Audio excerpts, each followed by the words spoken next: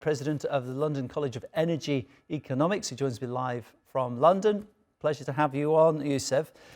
They've got a point, haven't they, those protesters, because it's a criticism that's frequently made that you get the major oil and gas producers using COP pretty much as an opportunity just to sell their goods. I mean, it's pretty ironic, isn't it? Hello, Neil, and very pleased to speak to RT World. I believe here you wouldn't not expect that, because you're in Azerbaijan, and Azerbaijan is a member of OPEC Plus, and it's a major hydrocarbon producer.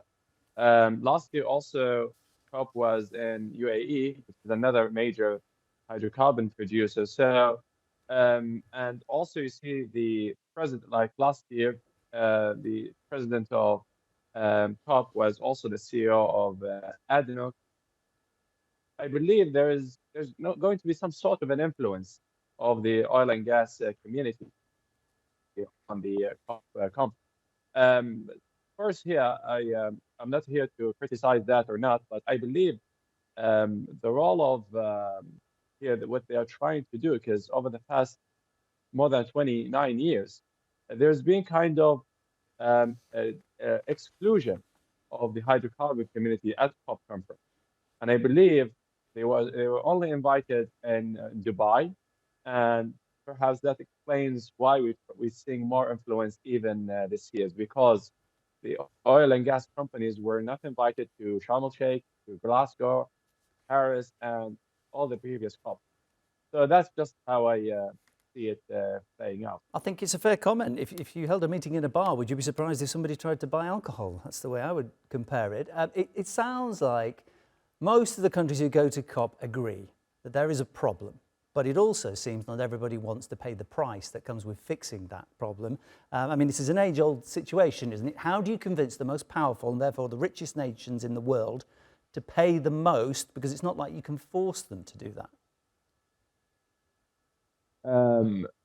Here, Neil, there is the argument actually lies on who emitted and by how much, and who is currently emitted and expected to lead the emissions over the next few decades. If you look at the level of emissions currently in the atmosphere, it started with the coal revolution and the steam engine, the industrial revolution that was led in the West pretty much since the 19th century. First, that adds up to the climate finance deal that amounts to something like $1 trillion, and where that finance is going to come from.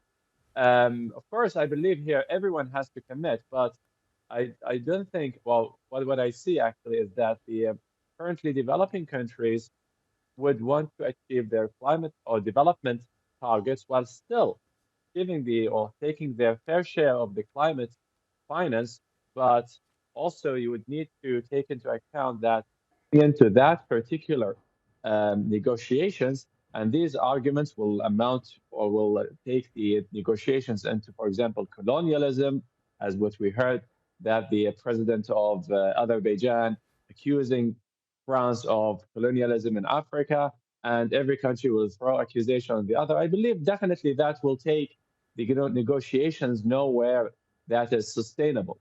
So I believe here one important aspect is that everyone has to be on the table, whether it's the fossil industry, whether it's the renewable industry, all countries, because it's 200 countries that unanimously have to agree on any deal that to be made. And many of these countries will be oil producers. So the energy security part also needs to be part of it. And I believe this is can be a sensitive issue, because what as I can see is that the renewable industry is trying to push their interest. The fossil industry is trying to push their interest by having more deals. And I believe this is very unsustainable. We need a pragmatic solution. We need a clear roadmap, and a roadmap that keeps energy secure and energy affordable, and it still achieve our 1.5 degrees Celsius. The bad news is that if emissions do not fall by 42% by 2030, then it means that that target wouldn't be achievable anymore. And I believe we are at a very turning point at this COP. Really appreciate your views there. Yousef Alshammari from the London College of Energy Economics. Thank you.